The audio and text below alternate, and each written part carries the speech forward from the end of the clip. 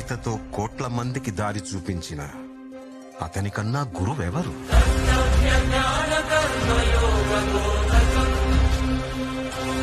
రక్షణ కోసం సముద్రం మధ్యలో ద్వారకా నగరాన్ని కట్టిన అతనికన్నా గొప్ప ఆర్కిటెక్ట్ ఎవరు?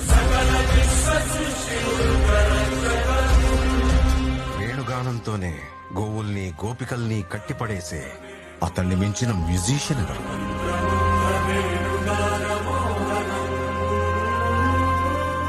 ధర్మం కోసం యుద్ధం చేయమని చెప్పిన అతన్ని మించిన వీరుడెవరు?